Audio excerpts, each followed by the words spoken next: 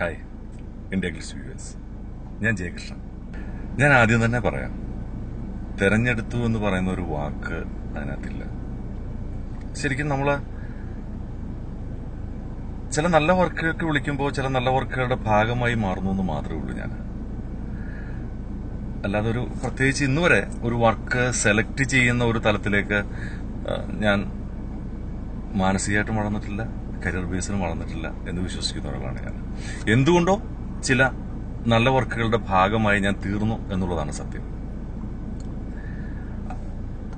സീരിയലില് പിന്നെ സിനിമയില് എനിക്ക് ഒരുപാട് നല്ല ഡയറക്ടേഴ്സിന്റെ കൂടെ വർക്ക് ചെയ്യാൻ, ചിലപ്പം 2 സീനായിരിക്കും, ചിലപ്പോൾ അതിൽ കൂടുതൽ സീനുള്ളതുണ്ടാവും, ചിലപ്പോൾ 10 സീൻ ഉണ്ടാവും. ചില നല്ല ഡയറക്ടേഴ്സിന്റെ ചില നല്ല പ്രോജക്റ്റുകൾ സഹകരിക്കാനുള്ള ഭാഗ്യം ഉണ്ടായിട്ടുണ്ട്.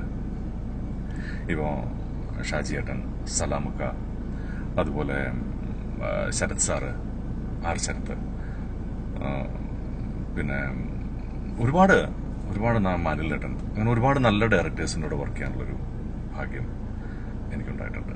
അതൊന്നും ശരിക്കും പറഞ്ഞാൽ ഞാൻ പ്രത്യേകിച്ച് നമ്മൾ സെലക്ട് ചെയ്യുകയോ അങ്ങനെയൊന്നും സംഭവിച്ചതല്ല. അവർ വിളിക്കുന്നു, ഞാൻ പോയി ചെയ്യുന്നു, അത്രേ ഉള്ളൂ. ഞാൻ സിനിമയിലേക്ക് കോൺസെൻട്രേറ്റ് ചെയ്തത് ഈ കഴിഞ്ഞ, എനിക്ക് തോന്നുന്നു, ഒരു 2 വർഷത്തിന് മേലെ ആയിട്ടില്ല. ആ 2 വർഷത്തിനിടയ്ക്ക് കുറെ നല്ല സിനിമകൾ ചെയ്തു. അതിൽ കഴിഞ്ഞ വർഷം ഞാൻ ശരിക്കും പറഞ്ഞാൽ സിനിമയിൽ നിന്നും വിട്ടു നിൽക്കുന്ന ഒരവസ്ഥയിൽ തന്നെയായിരുന്നു. സിനിമ ചെയ്യുന്നില്ലായിരുന്നു. കുറച്ച് എന്റെ സ്വന്തം പേഴ്സണൽ ആയിട്ടുള്ള ചില കാര്യങ്ങളുമായിട്ട് ബന്ധപ്പെട്ടിട്ടുള്ള അതിൽ ഞാനിങ്ങനെ മാറി നിൽക്കുകയായിരുന്നു. പിന്നെ വീണ്ടും ഈ വർഷം ഞാൻ സിനിമ ചെയ്യാനായിട്ട് ആഗ്രഹിച്ചു. ഇപ്പൊ ഞാൻ ചെയ്യുന്ന പടം ഗർഭശ്രീമാനാണ്, അനിൽ ഗോപിനാഥിന്റെ പടം. പിന്നെ സുനീഷിന്റെ പടം, മാർത്താണ്ഡന്റെ പടമുണ്ട് അടുത്തത്. അങ്ങനെ കുറച്ച് നല്ല സിനിമകൾ ഈ വർഷം ഞാനിപ്പോൾ ഓൾറെഡി കമ്മിറ്റ് ചെയ്തിട്ടുണ്ട്. പിന്നെ സിനിമയിൽ എന്നെ ഉപയോഗിച്ചിട്ടില്ല എന്ന് പറയുന്ന ഒരു വാക്ക് ശരിക്കും പറഞ്ഞാൽ അത് തെറ്റാണ്. കാരണം ഞാൻ സിനിമയെക്കുറിച്ച് ചിന്തിച്ചിരുന്നില്ല എന്നുള്ളതാണ് സത്യം. ഞാൻ സിനിമയെക്കുറിച്ച് ചിന്തിക്കാൻ തുടങ്ങി, സിനിമയെ സ്നേഹിക്കാൻ തുടങ്ങി, സിനിമയെ ആഗ്രഹിക്കാൻ തുടങ്ങിയപ്പോൾ എനിക്ക് സിനിമകൾ വന്നു തുടങ്ങി. ഒരിക്കലും സിനിമയുടെ ഭാഗത്ത് നിന്ന് ഒരിക്കലും എന്നെ മാറ്റി നിർത്തുകയോ അല്ലെങ്കിൽ നല്ല ക്യാരക്ടേഴ്സ് തരാതിരിക്കുകയോ അങ്ങനെയൊന്നും ഉണ്ടായിട്ടില്ല. ഞാൻ ട്രൈ ചെയ്തിട്ടില്ല എന്നുള്ളതാണ് സത്യം. വർഷങ്ങളോളം സീരിയലുകളുടെ ഭാഗമായിരുന്നു. സീരിയലുകളിൽ വളരെ ഇഷ്ടം തോന്നിയ, ചെയ്തതിൽ ഇഷ്ടം തോന്നിയ ഒരു കഥാപാത്രത്തെ എന്ന് പറയാമോ? അങ്ങനെ ചോദിച്ചു കഴിഞ്ഞാല് ഒരുപാട് നല്ല ക്യാരക്ടേഴ്സ് ഉണ്ട്. ഇപ്പൊ താരിയിലെ കേശു, അമ്മയിലെ ജഗൻ, സൂര്യകാന്തിയിലെ ദത്തൻ, അങ്ങനെ ഒരുപാട്, കാവ്യാഞ്ജലിയിലെ അരുൺ, അങ്ങനെ ഒരുപാട് നല്ല ക്യാരക്ടേഴ്സ് മനസ്സിൽ പെട്ടെന്ന് ഓർമ്മ വരുന്നതാണല്ലോ നമ്മൾ ഒരുപക്ഷെ നമ്മൾ ഏറ്റവും കൂടുതൽ ഇഷ്ടപ്പെടുന്ന ക്യാരക്ടേഴ്സ്. അപ്പൊ അങ്ങനെ നിനോകൾ നോവുള്ള ബാലു എന്ന് പറയുന്ന കഥാപാത്രം, അങ്ങനെ കുറെ നല്ല ക്യാരക്ടേഴ്സ്. സിനിമയിൽ അങ്ങനെ സൗഹൃദമുണ്ട്, പക്ഷെ ഒരു ഡീപ്പായിട്ടുള്ള ഒരു ബന്ധമുണ്ടോ ഇനിയെന്ന് എനിക്ക് തോന്നിയിട്ടില്ല. അല്ലാതെ തന്നെ വളരെ ചെറുപ്പം മുതലേ, വളരെ ചെറുപ്പം എന്ന് പറഞ്ഞാൽ എൻ്റെ ഒരു കോളേജ് കാലഘട്ടം അല്ലെങ്കിൽ ഒരു സ്കൂൾ കാലഘട്ടം മുതലുള്ള സൗഹൃദം ഇപ്പോഴും ഞാൻ മെയിൻറ്റെയിൻ ചെയ്യാറുണ്ട്. എൻ്റെ വളരെ പേഴ്സണലായിട്ട് കാര്യങ്ങൾ പോലും. ഇപ്പം എൻ്റെ വളരെ അടുത്ത സുഹൃത്താണ് മിസ്റ്റർ തോമസ്, പുള്ളി അവിടെ എറണാകുളത്ത് ആഡ് മേക്കറാണ്. ഇപ്പം അല്ലെങ്കിൽ പ്രസാദ്, അങ്ങനെയുള്ള ആൾക്കാരും ഒക്കെ ആയിട്ട് ഞാനിങ്ങനെ ഈ വളരെ മറ്റുള്ളവരോടത്ത് ഡിസ്കസ് ചെയ്യാത്ത പല കാര്യങ്ങളും, എൻ്റെ വളരെ പേഴ്സണലായിട്ടുള്ള കാര്യങ്ങൾ പോലും അവരുടെ അടുത്തെല്ലാം ഡിസ്കസ് ചെയ്യുന്ന ഒരാളാണ് ഞാൻ. സിനിമയ്ക്കകത്ത് അത്ര ഡീപ്പായിട്ടുള്ള ഒരു സൗഹൃദം ഉണ്ടോ എന്ന് ചോദിച്ചാൽ പെട്ടെന്ന് എനിക്ക് ഇല്ല എന്നേ പറയാൻ പറ്റുള്ളൂ. പിന്നെ സിനിമയിലെ സൗഹൃദത്തെക്കാൾ ഉപരി എന്താ പറയാ, നമ്മള് നന്നാവണമെന്ന് ആഗ്രഹിക്കുന്ന ഒരുപാട്, നമ്മൾ റെസ്പെക്ട് ചെയ്യുന്ന ആൾക്കാർ, നമ്മുടെ സുഹൃത്തെന്ന് പറയാൻ പറ്റില്ല, സുഹൃത്തിനേക്കാൾ ഉപരി നമ്മളൊരു റെസ്പെക്ട് ചെയ്യുന്ന ഒരുപാട് ആൾക്കാർ ഇൻഡസ്ട്രിയിലുണ്ട്. അവർ ഒരുപാട് നല്ല അഡ്വൈസുകൾ എനിക്ക് തരാറുണ്ട്. അതുപോലെ തന്നെ എന്നെ വിളിച്ച് ഇന്ന ക്യാരക്ടർ നീ ചെയ്തത് നന്നായിരിക്കും, ഒന്ന് ട്രൈ ചെയ്ത് നോക്ക് എന്ന് എൻ്റെ അടുത്ത് അഡ്വൈസ് ചെയ്യാറുണ്ട്.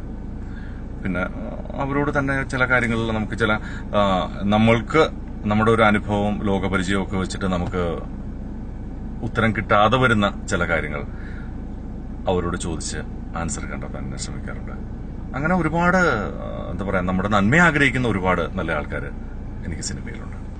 ഒരിക്കലും മറക്കാനാവാത്ത ഒരു സൗഹൃദം എന്ന് പറയുന്നത് എനിക്കൊരു 1 വീക്ക് നീണ്ടു നിന്ന ഒരു സൗഹൃദമാണ്. ഞാൻ ആ സിനിമ എന്ന് പറയുന്ന ഒരു സ്വപ്നം മനസ്സിൽ കൊണ്ട് നടക്കുമ്പോൾ ഞാനൊരു മനുഷ്യനെ കോട്ടയത്ത് വെച്ച് പരിചയപ്പെടുകയാണ്. പുള്ളി സിനിമയിൽ അഭിനയിക്കാൻ വന്നതാണ്. പുള്ളി ഞാൻ വേമ്പനാട് ലേക്ക് റിസോർട്ട് എന്ന് പറയുന്ന കോട്ടയത്ത് കോടിമതയിലുള്ളൊരു റിസോർട്ടിന്റെ സൈഡിൽ വെച്ച് പരിചയപ്പെടുന്നത്. പുള്ളി അഭിനയിക്കാൻ വന്നതാണ്. അവിടെ ഷൂട്ടുണ്ട്. ജോയി മാത്യു സാറിന്റെ നക്ഷത്ര കൂടാരം എന്ന് പറയുന്ന സിനിമയുടെ ഷൂട്ടാണ്. ജോഷി മാത്യു. അപ്പോൾ അവിടെ വെച്ച് ഈ സുനിലിനെ ഞാൻ പരിചയപ്പെടുന്നു, സംസാരിക്കുന്നു. സുനിൽ നമ്മുടെ ബാബുചേട്ടൻ്റെ ബാബുവിനെ പോലെ ഏറെക്കോളത്തി ഒരു പ്രത്യേക സ്റ്റൈലിലാണ്.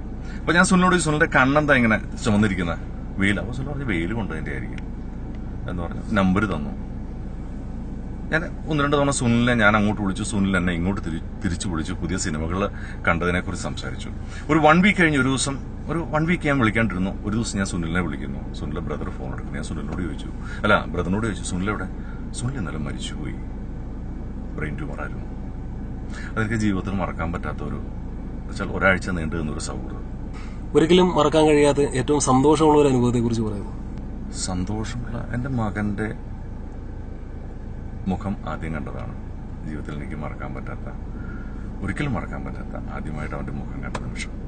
ഗർഭശ്രീമാനകത്ത് ഇപ്പോൾ വരാനുള്ള കഥാപാത്രം കുറച്ച് നെഗറ്റീവായിട്ടുള്ളൊരു കഥാപാത്രമാണ്. അറിയാമല്ലോ കഥ. സുരാജ് ശരിക്കും പറഞ്ഞാൽ ഇന്ത്യൻ സിനിമയിൽ ആദ്യമായിട്ട് ഒരു ആണ് ഗർഭം ധരിക്കുന്ന സിനിമയാണത്. അതില് സുരാജ് ഗർഭം ധരിക്കാൻ ഉണ്ടാവുന്ന ചില പ്രത്യേക സാഹചര്യങ്ങളുണ്ട്. ആ സാഹചര്യങ്ങൾ ക്രിയേറ്റ് ചെയ്യുന്ന ഒരാളാണ് ഞാൻ. കുറച്ച് നെഗറ്റീവായിട്ടുള്ള ഒരു കഥാപാത്രമാണ്. ഇപ്പൊ സിനിമയിൽ അത്യാവശ്യം കുറച്ച് നല്ല ഓഫേഴ്സ് വന്നിട്ടുള്ളത് കൊണ്ട് മാത്രം സീരിയലിൽ നിന്ന് തൽക്കാലത്തേക്ക് ഇങ്ങനെ മാറി നിൽക്കുകയാണ്. ഞാൻ തമിഴ് ചെയ്തിരുന്നു, തെലുങ്ക് ചെയ്തിരുന്നു, അങ്ങനെ 3 ലാംഗ്വേജിൽ അറ്റ് ടൈം ചെയ്തുകൊണ്ടിരിക്കുകയായിരുന്നു ഞാൻ. കഴിഞ്ഞൊരു 3 വർഷത്തിന് മേലെയായി ഇപ്പൊ മലയാളത്തിൽ സീരിയൽ ചെയ്തിട്ട് ഞാൻ. മലയാളത്തിൽ വ്യത്യസ്തമായി മറ്റു ഭാഷകളിൽ അഭിനയിക്കുമ്പോൾ എന്തെങ്കിലും വ്യത്യാസം തോന്നിയിട്ടുണ്ടോ? അഭിനയത്തിലും ഭാഷ പറയാനുള്ള ഒരു ബുദ്ധിമുട്ട് മാത്രമേ എനിക്ക് തോന്നിയിട്ടുള്ളൂ. അഭിനയത്തിലും അല്ലെ സാങ്കേതിക പ്രവർത്തനം അങ്ങനെ ഇപ്പം എല്ലാവരും മാറി. പണ്ട് നമ്മൾ തമിഴ് കളിയൊക്കെ വരുന്നു, കുറച്ചെല്ലാം എക്സാഗ്രേറ്റ് ചെയ്ത് ചെയ്യണം എന്നൊക്കെ. ആ ട്രെൻഡൊക്കെ മാറി. ഇപ്പൊ തമിഴിൽ നിന്നൊക്കെ ഒരു ഡ്രാമാറ്റിക് ആയിട്ടുള്ള സംഭവങ്ങളൊക്കെ മാറി. അവരിപ്പോ ഒരു വളരെ എന്താ പറയാ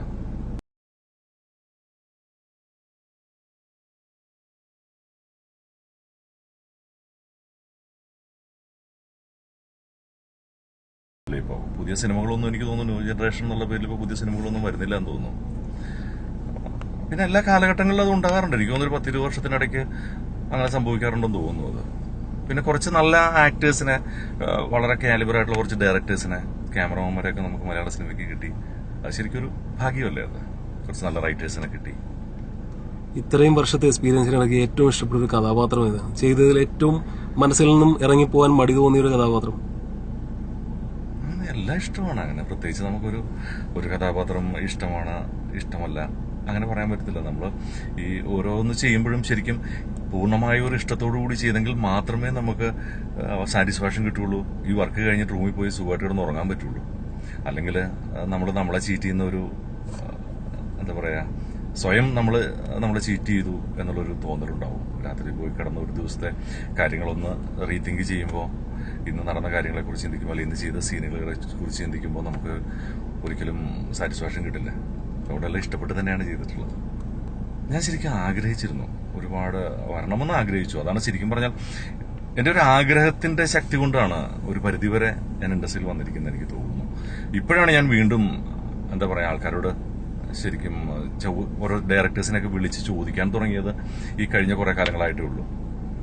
അതിനു മുമ്പ് അങ്ങനെ ചോദ്യമൊന്നുമില്ല.